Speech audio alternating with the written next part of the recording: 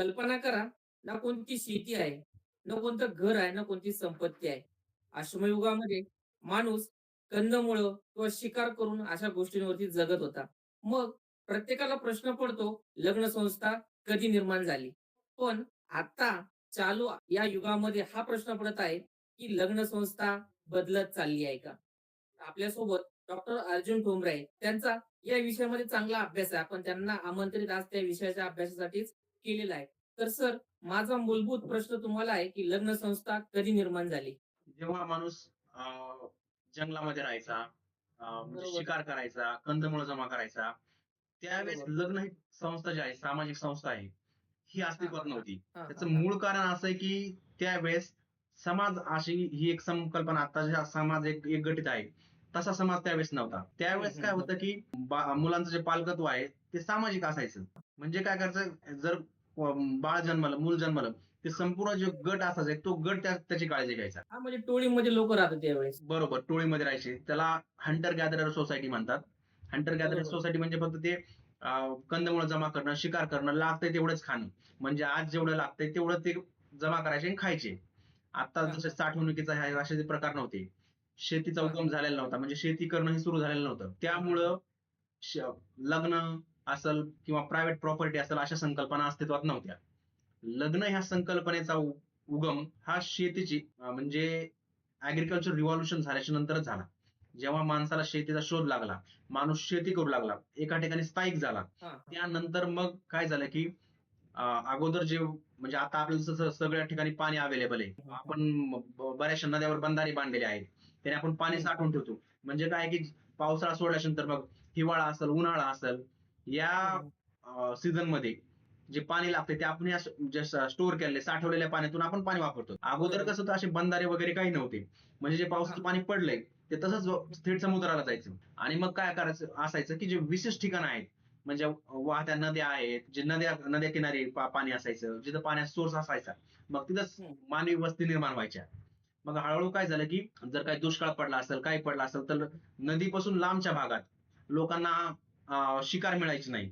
कारण की पाणी जवळ नसल्यामुळं जे प्राणी आहेत, ते नदीजवळ राहून जाऊन राहायचे. बरोबर. जंगलाची वाढ जास्त व्हायची नाही. म्हणजे कंदमुळं किंवा फळं असतील हे लोकांना भेटायची नाही. त्यामुळं हां, काय झालं, हां. की माणसांनी काय केलं, की नदी किनारी शेती करायला सुरुवात केली. हं, आणि हं, हं. मग काय झालं, की हळू शेतीचे पट्टे असे निर्माण झाले, की लोकशेती बरोबर. करायला लागले. मग यातून काय झालं, की आता ही जी शेती, माझी जी प्रॉपर्टी आहे, समजा एका पर्टिक्युलर माणसाने त्या नदी किनारी शेती करायला सुरुवात केली. आता ही शेती हं. कोणाला द्यायची पुढं? कारण की असा हे मूल कोणाचं आहे, काय आहे? हे असं काही समजत नसायचं. कारण की कम्युनल त्या गोष्टी काय कम्युनिटीमध्ये व्हायच्या गोष्टी. बरोबर. मुलाचं संगोपन हे ते सगळं कम्युनिटीमध्ये व्हायचं. पुन्हा स्त्रियांच्या म्हणजे सेक्सुअलिटीवर कंट्रोल नव्हता. मग हं, हं, यातूनच हं. काय झालं, की तिथं पुढं असं ठरलं, की एक सोशल कॉन्ट्रॅक्ट आहे हा. हा रिटन कॉन्ट्रॅक्ट नाही. सोशल कॉन्ट्रॅक्ट म्हणजे असं याचा असा काही लिखित पुरावा नाही. तर असं ठरलं, की कोणतीही स्त्री आहे, ती एकाच पुरुषासोबत राहणार. बरोबर. म्हणजे एक प्रकारे आपण आता सध्या ज्या प्रकारचे लग्न पाहतो, हे त्या प्रकारचं जरी नसलं, तरी पण हां. शेतीमुळे म्हणजे प्रॉपर्टीमुळं स्त्रीच्या सेक्सुअलिटीवर कंट्रोल आला. म्हणजे काय जर बरोबर. स्त्रीचे संबंध एकाच पुरुषासोबत असतील, तर हं, ते हं. तिला झालेलं मूल कोणाचं आहे, हे नक्की करता येईल.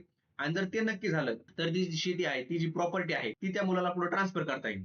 असा लग्न लग्न या संस्थेचा उगम झाला. सर, अश्मयुगापासून सुरू झालेली व्यवस्था मध्ययुगात कायम राहिली. पण औद्योगिक युगामध्ये लग्न संस्था बदलत चालली असं तुम्हाला वाटत आहे का? एक एन्शियंट ग्रीक फिलॉसॉफर आहेत. त्यांचा एक ओके. कोट आहे. चेंज इज हं, हं. Only constant. म्हणजे बरोबर. बदल हीच एक गोष्ट आहे अशी की कॉन्स्टंट आहे. प्रत्येक गोष्टीत बदल होत राहतो. असं हं, नाही हं. की लग्न संस्था किंवा इतर कोणत्याही संस्था जशा निर्माण बरोबर. झाल्या तशाच आतापर्यंत आल्यात. प्रत्येक हं. सामाजिक संस्थेमध्ये बदल झालेले आहेत. त्याच प्रकारे लग्न संस्थेत सुद्धा बदल झालेत. अगोदर अश्मयुगीन असेल किंवा हंटर गॅदरर सोसायटीच्या नंतर जे काही लग्न संस्था अस्तित्वात आली, त्या लग्न संस्थेत, त्यानंतर एन्शियंट म्हणजे प्राचीन लग्न संस्थेत, मध्ययुगीन हं, हं. लग्न संस्थेत आणि आधुनिक लग्न संस्थेत हे बदल नक्कीच राहणार आहेत. आता प्राचीन लग्न संस्थेमध्ये कसं होतं, की लग्न हे एक सामाजिक गोष्ट होती. समाजासाठी बरोबर. केली जायची. यावर सोशल बंधनं भरपूर असायची. नंतर बरोबर. मध्ययुगात काय झालं, की ही राजकीय पद्धतीने करू लागले, की म्हणजे एखाद्या शेजारच्या आपल्या राज्याला सिक्युअर करायचंय म्हणून शेजारच्या राज्यासोबत काय करायला, की नाते जोडले जाऊ लागले. म्हणजे मग काय बरोबर. झालं, की लग्न हे पॉलिटिकल कारणासाठी होऊ लागलं. आता इंडस्ट्रियल रिव्हॉल्यूशन झाल्याच्या नंतर हं, 17व्या हं. 18व्या शतकामध्ये इंडस्ट्रियल रिव्हॉल्यूशन सुरू झाली. त्यानंतर बरोबर. हळूहळू काय झालं, की आता हां, एक मनुस्मृतीमध्ये तर असं लिहिलेलं आहे, की म्हणजे लहानपणी मुलीचं संगोपन त्याच्या वडिलांनी करावं.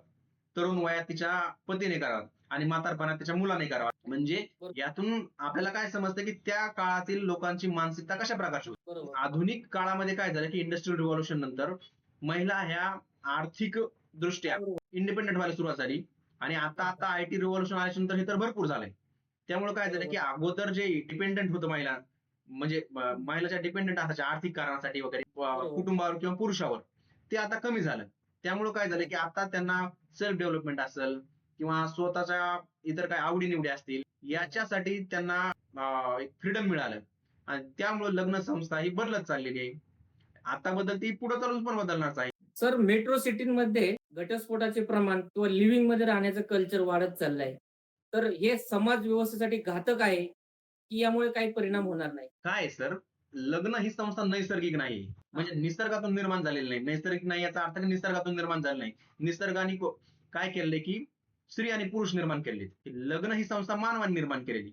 जशा मानवाच्या बरोबर. गरजा बदलतात, जसे सामाजिक परिस्थिती बदलते, तसे हा बदल बरोबर. होतच राहणार. हां, हां. मेट्रो सिटीज असतील किंवा मोठाल्या शहरं असतील, इथं काय झालंय, की खर्च वाढलेला आहे. लोकांना दैनंदिन जीवनासाठी खर्च जास्त लागतोय.